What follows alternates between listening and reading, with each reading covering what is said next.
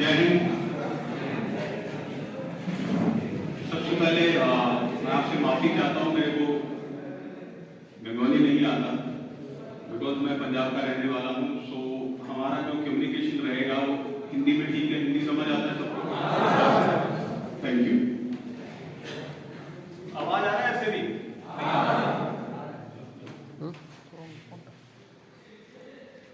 आज हम आप लोगों को इकट्ठा इधर इसलिए किया ताकि हम आपसे डायरेक्ट इंटरेक्शन कर सकें कि आर्मी में एंट्री कैसे हो सकता है आपका। ठीक है, उसको शुरू करने से पहले सबसे पहले मैं धन्यवाद करना चाहता हूं प्रिंसिपल साहब का और आपके बाकी टीचर साहबान का कि उन्होंने हमें टाइम दिया और शॉर्ट नोटिस पे। कल बात हुआ मेरा और इन्होंने आज हमें टाइम दे दिया ताकि आप हम लोगों से मिल सके, हम आप लोगों से मिल सके। इसलिए आपके टीचर साहबान का, आपके प्रिंसिपल साहब का बहुत बहुत धन्यवाद। तो स्टार्ट हम करेंगे, ज्यादा टाइम नहीं लूंगा आप लोगों का बिकॉज आप अभी जस्ट आ रहे हो और आपने अपनी क्लासेस भी करनी है आगे, तो ज्यादा टाइम नहीं लूंगा। तो फौज को देख के क्या लगता है, क्या समझते हो फौज के बारे में? मास्टर भी अपना है, फौज का टीचर भी अपना है। फौज के पास हर ट्रेड का आदमी, सब ट्रेड्स को मिला के एक ऑर्गेनाइजेशन बनती है, एक इंडिपेंडेंट ऑर्गेनाइजेशन बनती है जिसको हम इंडियन आर्मी बोलते हैं। तो इतने सबको चलाने के लिए क्या चाहिए? रिक्रूटमेंट होती है ना, इसलिए रिक्रूट्स चाहिए। ऐसे थोड़ा 14 लाख का ऑर्गेनाइजेशन है, ठीक है, 14 लाख का ऑर्गेनाइजेशन है, उसके ऊपर 14 लाख का डिपेंडेंट लोग कितना है, ठीक है, 2 बंदा भी लगा के चले तो 50 लाख हो गए। एक फौजी के पीछे अगर 2 डिपेंडेंट हैं उसके 50 लाख हो गया। और कितना एक सर्विसमैन है, तो मिल मिला के हमारी जो फैमिली है वो 1.5 करोड़ की है। पूरे देश में करोड़ से 1.5 करोड़ की फैमिली है फौज की। तो उतनी बड़ी ऑर्गेनाइजेशन को चलाने के लिए हमें रिक्रूटमेंट करने का जरूरत पड़ता है। और फौज रिक्रूटमेंट सिर्फ इसलिए नहीं करती कि हमें बॉर्डर पे बंदूक देना और बॉर्डर पे खड़ा कर देना, नहीं।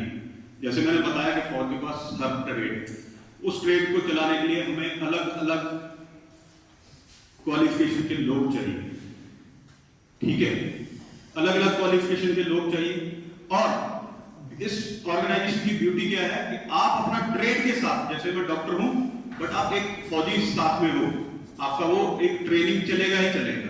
जब भी देश को जरूरत है तो आप लड़ोगे देश के लिए, तो उसके साथ आप अपना ट्रेड को फॉलो करते हो ताकि आप एक ऑर्गेनाइजेशन को स्मूथली चला सको, ठीक है।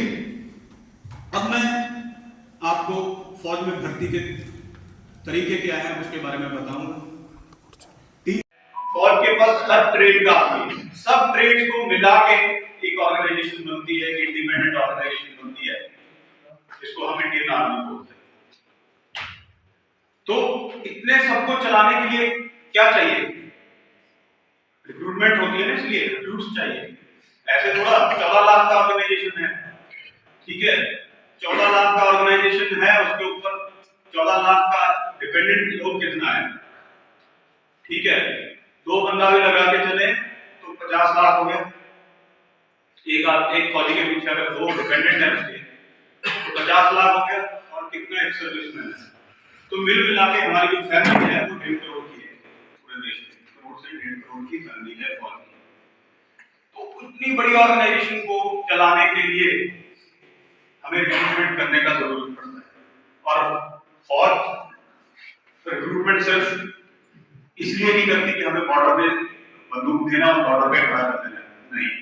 जैसे मैंने बताया कि फौज के पास ट्रेड, उस ट्रेड को चलाने के लिए हमें अलग अलग क्वालिफिकेशन के लोग चाहिए, ठीक है, अलग अलग क्वालिफिकेशन के लोग चाहिए। और इस ऑर्गेनाइजेशन की ब्यूटी क्या है कि आप अपना ट्रेड के साथ, जैसे मैं डॉक्टर हूं बट आप एक फौजी साथ में हो, आपका वो एक ट्रेनिंग चलेगा ही चलेगा। जब भी देश को जरूरत है तो आप लड़ोगे देश के लिए,